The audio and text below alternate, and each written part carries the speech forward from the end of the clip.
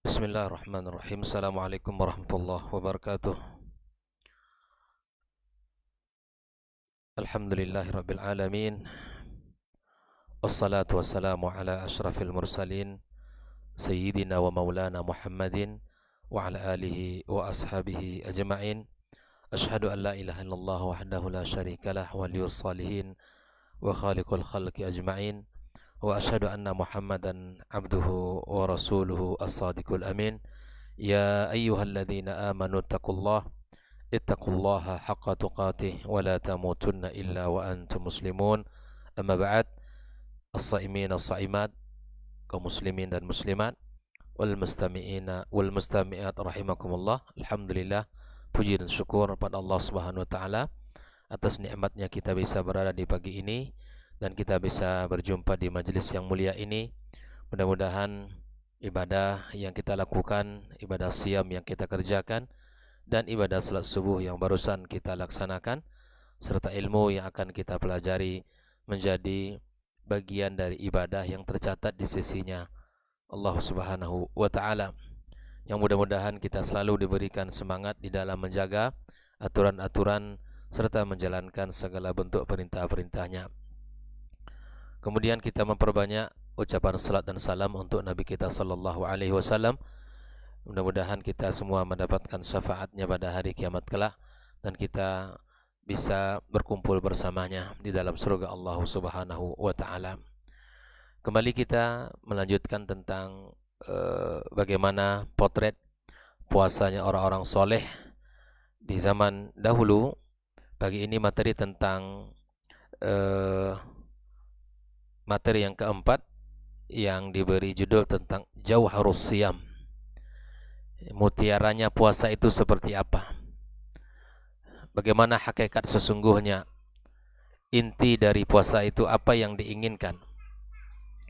Maka lihatlah sebuah hadis Rasulullah sallallahu alaihi wasallam yang di mana Abu Hurairah meriwayatkan tentang Rasulullah sallallahu alaihi wasallam, di mana di dalam sebuah hadis riwayat Imam Bukhari, Nabi sallallahu alaihi wasallam memberikan kepada kita sebuah gambaran tentang puasa yang paling baik atau yang diinginkan dari puasa itu sesungguhnya adalah di mana kita menjaga daripada seluruh anggota tubuh kita. Rasulullah sallallahu alaihi wasallam bersabda, "Man lam yada' qaula zuri wal 'amala bihi, falaysa lillahi hajatun fi ayyada'a ta'amahu wa syarabahu." Inilah intinya puasa. Mutiaranya puasa itu adalah di mana Allah menginginkan kita di dalam menjalankan ibadah puasa kita yang terbaik. Kesempurnaan puasa kita bukan hanya sekedar menjalankan siam, bukan hanya sekedar menjalankan qiyam. Kesempurnaan puasa kita bukan hanya sekedar memperbanyak tilawah, infak dan sedekah. Tapi kesempurnaan ibadah puasa kita di sisi Allah Subhanahu wa taala, kita juga harus menjaga dari perkara-perkara yang membatalkan atau bahkan yang mengurangi, menghilangkan kebaikan-kebaikan dari pahala ibadah puasa kita. Kita harus sadar bahwa segala sesuatu itu ada perusaknya. Segala sesuatu itu ada yang mengotorinya.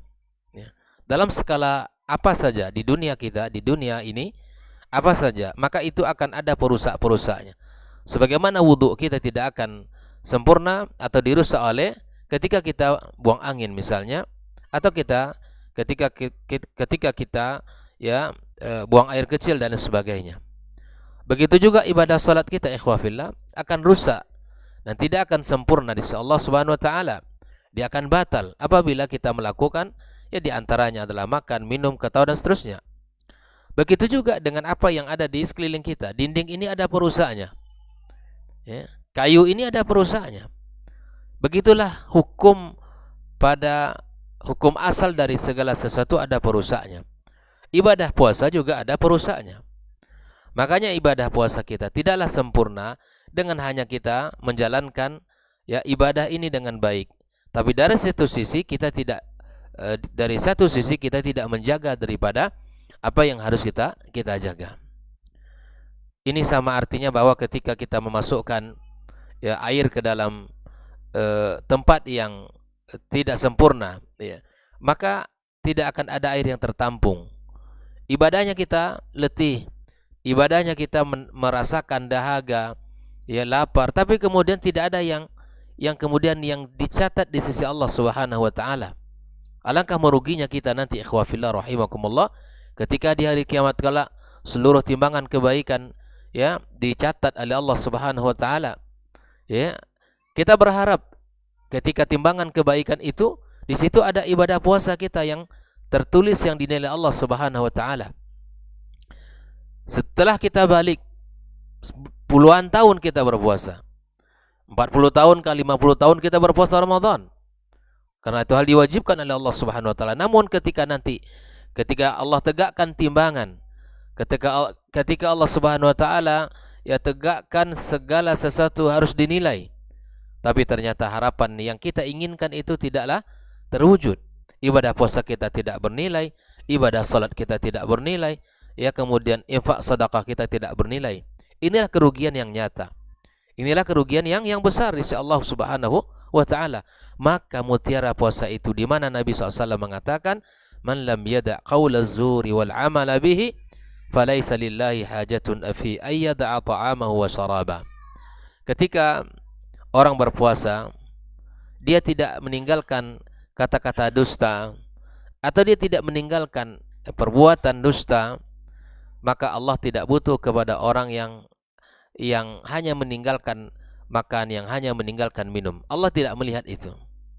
Bayangkan ikhwah fillah rahimakumullah, ketika dia perutnya kosong, kerongkongannya kering, dia berusaha menahan diri, tapi yang lisan ini tidak dijaganya, maka ini tidak akan bernilai di sisi Allah Subhanahu wa taala. Seperti yang kita bahas pada pagi kemarin, bahwa ahwanus siyam, tingkatan puasa yang paling rendah adalah tarkut ta'ami wasyarab. Kata Ibn Rajab Al-Hambali, hanya sekedar menahan makan dan minum. Itulah tingkatan yang paling rendah. Dan kita tidak menginginkan itu. Kita mempuasakan apa yang harus kita puasakan, ya, dari makan dan minum dan lain sebagainya. Wa fihi, dalam hadis ini disebutkan dalilun anna hukmas siyam, bahwa adalah hadis ini ada sebuah petunjuk di mana hukum berpuasa itu ada al-imsak anir rafathi wa qawli zur. Kita harus menjaga lisan dari kata-kata ar-rafath.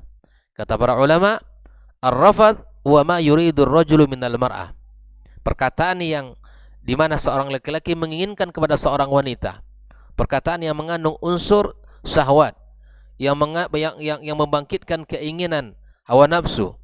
Kata-kata ini dalam Islam ketika dia berpuasa harus ditinggalkan. Wa qauli zur, dan berkata dusta, ya, berkata dusta.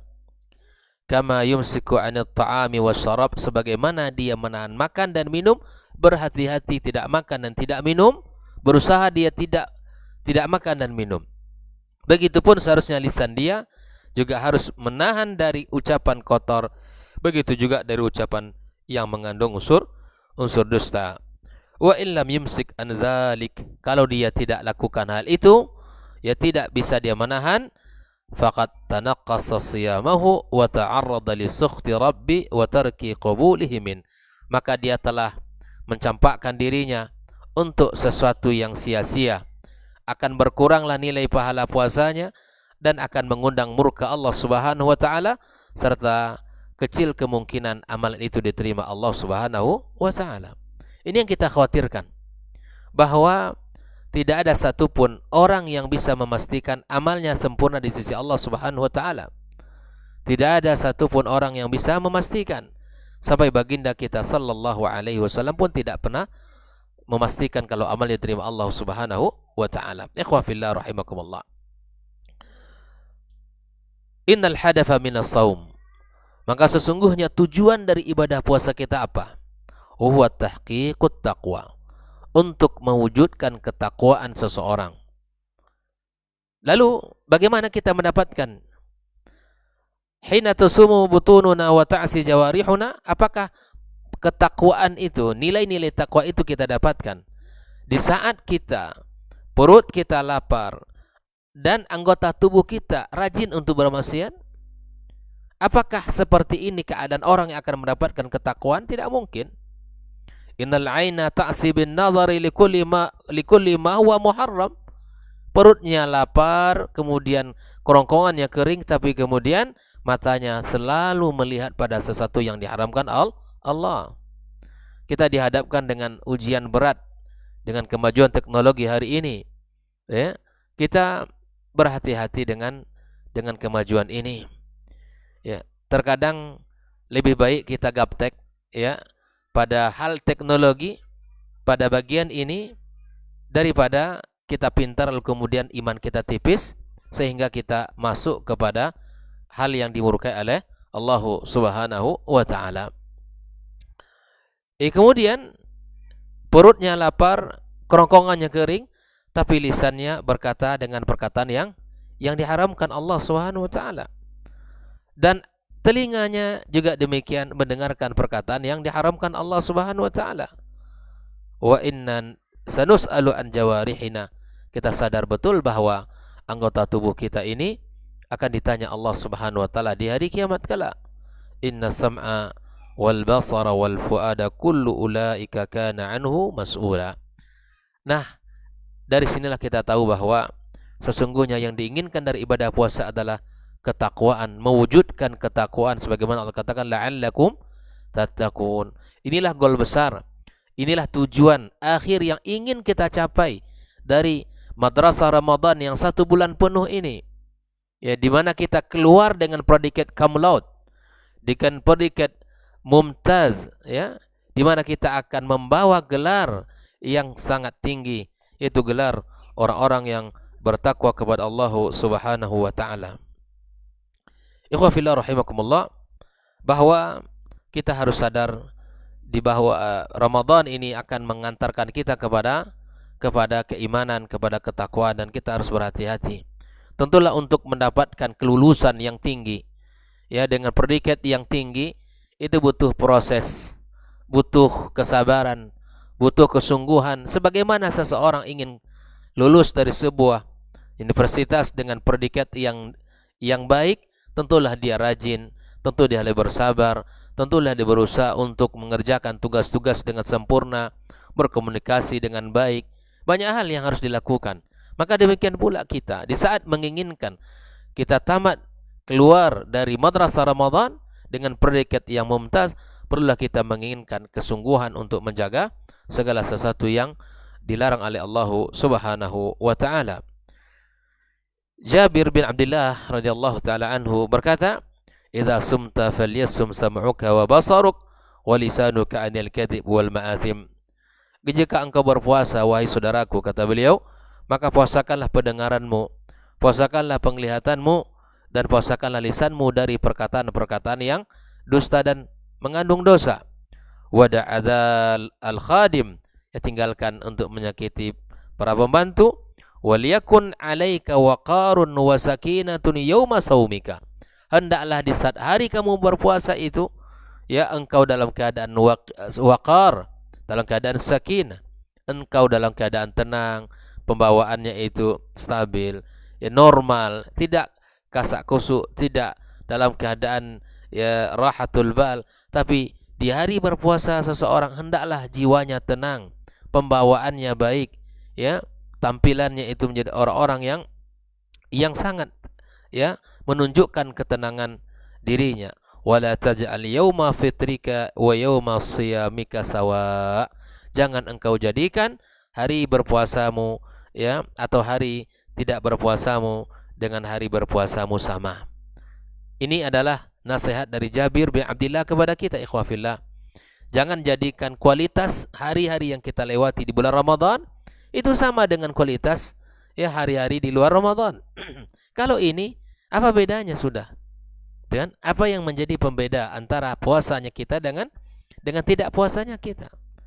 Makanya Mujahid, ya, dia berkata, khaslatani man hafizahuma salima lahu saumuhu. Ada 2 perkara apabila dia dijaga, ya, apabila dia bisa menjaga 2 perkara ini, maka selamatlah puasanya, yaitu al-ghibatu wal kadhib. selamat dari ghibah, selamat dari dusta, maka selamatlah ibadah puasanya. Inilah kunci yang dikatakan oleh Mujahid agar puasa kita berkualitas, hindari menghibah orang. Yang kedua, hindari perkataan dusta dalam keseharian kita. Maka kemudian ya disebutkan salah seorang dari as-salafus salih, "Idza kana yauma shaumihi dakhala baitah falam yakhruj illa lis-shalah." Ada usaha dari kehidupan mereka, kalau dalam hari-hari berpuasa, mereka lebih banyak di mana? Di rumahnya. Kalau sudah masuk rumah, sudah nggak keluar. Keluar rumah kapan? Ketika ingin sholat saja. Karena kalau kita berinteraksi dengan orang, banyak berjumpa, banyak bertemu, banyak aktivitas di luar, potensi untuk menggibah, potensi untuk berdosa itu sangat terbuka. Maka usahakan di hari-hari puasa ini tidak terlalu banyak kita berinteraksi, menjaga diri. Kalaupun kita mengharuskan untuk interaksi, tapi kita harus berhati-hati agar puasa kita menjadi puasa yang tidak sederhana, puasa yang berkualitas, ikhwafillah. Inilah yang akan merubah keadaan, ini yang akan memperbaiki diri, ini akan bisa menjaga kita dari maksiat, dari segala sesuatu yang diharamkan Allah Subhanahu wa taala. Disebutkan an Abil Aliya qal as-saimu fi ibadatin ma lam yaghtab. Bayangkan, orang yang berpuasa itu, ikhwafillah rahimakumullah, satu hari yang ia lewati, dia dalam kondisi ibadah kepada Allah selama dia tidak menghibah orang. Jadi sejak terbit fajar ini, kita dalam kondisi ibadah kepada Allah, ya, ibadah puasa selama hari 12 jam ke depan ini, gitu kan? Selama kita berpuasa tidaklah ya terlepas keluar dari nilai-nilai ibadah selama kita tidak menghibah orang. Maka mari kita sama berusaha untuk menjaga lisan kita, menjaga ucapan kita. Karena hari-hari kita dalam keadaan ibadah kepada Allah Subhanahu wa taala. Wa qala Abu Dzar, "Idza sumta fatahaffaz mastata'ta." Kalau engkau berpuasa, kata Abu Dzar, maka puasalah agar engkau bisa menjaga apa yang bisa dijaga semaksimal yang engkau bisa lakukan. Ya, jangan jadikan hari-hari kita ini mudah saja untuk mengatakan sesuatu. Ingat, kita dalam keadaan berpuasa. Kalau ada terbesit di hati ingin mengucapkan sesuatu, maka tarik lagi. Kalau itu mengandung unsur ghibah, ya. Yakni ihfaz jawarihaka anil atham, makna perkataan Abu Dzar, jagalah anggota tubuhmu dari dosa-dosa.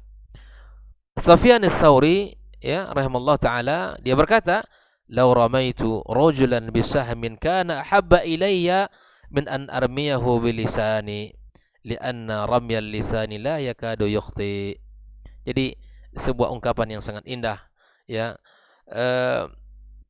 bahwa ketika kita dalam berpuasa ini memang mesti kita harus menjaga lisan, karena lisan itu ya dekat kepada kesalahan daripada kebenaran kalau kita tidak berhati-hati, ya, dekat kepada dosa kalau kita tidak berhati-hati. Sampai Nabi kita SAW mengatakan, barang siapa yang menjaga dua perkara, maka aku jamin baginya surga, gitu kan? Man hafidha baina lihyaihi wa baina fakhidaihi adman lahul jannah. Barang siapa yang menjaga ya lisannya dan kemaluannya, maka aku akan jamin baginya surga. Inilah nasihat dari baginda kita sallallahu alaihi wasallam. Kaum muslimin dan muslimat rahimakumullah, diriwayatkan Qus bin Sa'ada bi Aktsama bin Saifi berkata salah seorang kepada sahabatnya, dia mengatakan, "Kam wajadta fi ibni Adam minal uyub." Ya, ini bertanya tentang betapa pertanyaan ini sangat bagus sekali, ya. Berapa engkau dapatkan pada setiap orang aib-aib, ya. Faqala ya aktsar min an tuhsar. Masing-masing dari kita banyak aib dan dosanya, dan tidak bisa dihitung, ya, tidak bisa dihitung, ya. Waqad wajadtu khaslatan in istamalaha al-insan, ya, satratil uyuba kullah. Kalau ada orang yang bisa menjaga satu ini, maka seluruh aibnya itu tertutupi. Bayangkan itu ya. Kalau masing-masing dari kita, ya masing-masing kita banyak aibnya, banyak salah, banyak kesalahannya, banyak kekurangannya. Dan kekurangan kita ya tidak bisa dihitung, sangat banyak. Tapi kata beliau, apabila kita bisa menjaga yang satu ini, maka akan tertutuplah seluruh aib yang ada pada dirinya. Apa dia? Ketika dia mampu menjaga lisan. Jadi lisan itu adalah kunci dari segala-galanya. Apabila lisan kita ini terjaga dengan baik, maka insya Allah nilai kita akan baik di sisi Allah Subhanahu wa Ta'ala. Tapi kemudian apabila lisan kita ya tidak bisa kita jaga dengan baik, maka itulah yang akan menentukan derajat kita di sisi Allah Subhanahu wa Ta'ala. Orang kan dinilai Pak Daya karena lisannya, enggak?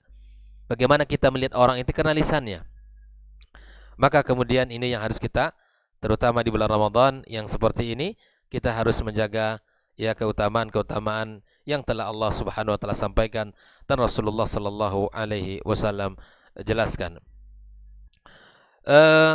Dari Barra bin Azib, dia berkata bahwa Rasulullah SAW bersabda, "Ar-riba ithnani wa sab'una baban." Riba itu ada 72 pintu. Adnaha mithlu ityanir rajulu adnaha mithlu ityanir rajuli ummahu. Tingkatan yang paling rendah seperti orang yang mendatangi ibu kandungnya. Wa arba riba istitalatul rajuli fi 'irdi akhihi. Dan riba yang paling berbahaya adalah di mana kita bermudah-mudah ya untuk merendahkan kehormatan saudara-saudaranya. Jangan dikira ya merendahkan kehormatan orang, menghina kemuliaan orang, menjatuhkan kemuliaan orang itu bukan perkara ringan dalam Islam. Kan? Bukan perkara yang sepele dalam Islam. Lisan ini tolong kita hati-hati. Jangan suka mengumbar fitnah ke sana sini. Kalau kita tidak tahu sesungguhnya yang terjadi, maka jangan kita mudah untuk menyampaikan kepada orang lain. Karena kalau tidak itu jatuh kepada al-buhtan, ya, atau at-tuhmah, ya, kepada at-tuhmah, ya, tuduhan.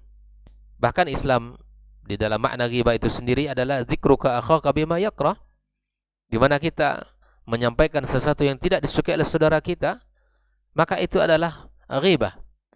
Walaupun itu ada padanya. Kalau tidak ada, itulah ya tuduhan yang kita berikan padanya, fitnah. Maka jaga lisan kita. Kalau ada sesuatu dari saudara kita yang tidak kita sukai, Islam memberikan satu bab yang disebut dengan at-tabayyun. Ya, bab tabayyun itu akan melapangkan dada, akan menghilangkan rasa dengki dan benci. Tabayyun itu akan menghilangkan syakwa sangka dalam kehidupan kita. Akhi, kalau antum mendengarkan tentang saya, maka datang. Ya, datang kepada saya dan minta penjelasan apa yang sesungguhnya antum dengar. Ya, apa yang sesungguhnya yang terjadi dari apa yang antum dengar. Islam menyuruh kita untuk itu. Jangan kemudian ketika kita ya mendapatkan atau mendengarkan aduan orang, cerita orang, lalu kemudian cerita itu kita terima bulat-bulat tanpa kita saring sedikit pun, tanpa ada filter dalam jiwa kita, tanpa ada filter dalam jiwa kita. Kemudian akhirnya kita menfitnah, menelpon ke sana ke sini, menuduh orang bagana begini, padahal itu tidak ada dalam diri seseorang tersebut.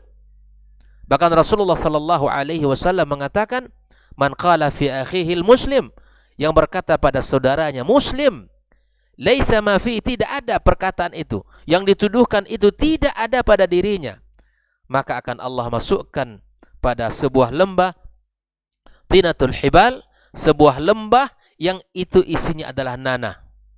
Itu isi adalah usarat ahlin nar, yang meleleh dari tubuh orang-orang yang disiksa oleh Allah dalam neraka. Itulah menjadi tempat orang yang suka berkata pada saudaranya yang apa yang disampaikan itu tidak ada padanya. Ikhwafillah, fattaqillah fil lisan, bertakwalah kepada Allah dalam urusan lisan kita. Jangan suka kita untuk menuduh orang, jangan suka kita untuk memfitnah orang, jangan suka kita untuk merendahkan orang, karena sesungguhnya mungkin kita lebih rendah dari apa yang kita hinakan pada orang itu. Bab ini sangat luas, sama kepada saudara-saudara kita, sesama muslim, sesama para duat, para asatis, atau kita sebagai murid kepada guru. Murid kepada guru apalagi? Adab yang harus dijaga, adab yang harus Diperhatikan para guru, para pendidik, kepada siapapun yang telah mengajarkan kepada kita satu ilmu, maka muliakan, hormati. Adapun urusan pribadinya diserahkan kepada Allah Subhanahu wa taala. Selama itu bukan menjadi bagian yang harus kita sibukkan diri kita. Ikhwah fillah rahimakumullah. Ini adalah fitnah yang mesti kita jaga, yang mesti kita perhatikan dalam kehidupan kita, di dalam agama yang dalam beragama, bil khusus di saat bulan Ramadan ini. Ya, jangan kita menfitnah orang kalau kita tidak tahu, karena menuduh seseorang yang itu tidak ada pada dirinya bukan perkara ringan dalam agama yang mulia ini. Ingatlah, dari kiamat kala Allah akan minta pertanggungjawaban. Allah akan minta ya sampai orang itu menghalalkan apa yang dituduhkan, barulah Allah akan ampunkan dosanya. Bayangkan ini. Silakan dibuka hadis ini, dan Nabi SAW mengatakan perkataan yang sangat luar biasa agar kita berhati-hati sesama saudara muslim, apalagi sesama para duat, para ustadz, para guru, para pendidik. Berhati-hati kita, jangan sampai mengatakan sesuatu yang bukan ada pada, yang tidak ada pada saudaranya. Maka Allah Subhanahu wa taala mengatakan, wala yaqtab ba'dukum ba'dha ayuhibbu ahadukum ayyakula lahma akhihi mayyitan fakarihtumuh.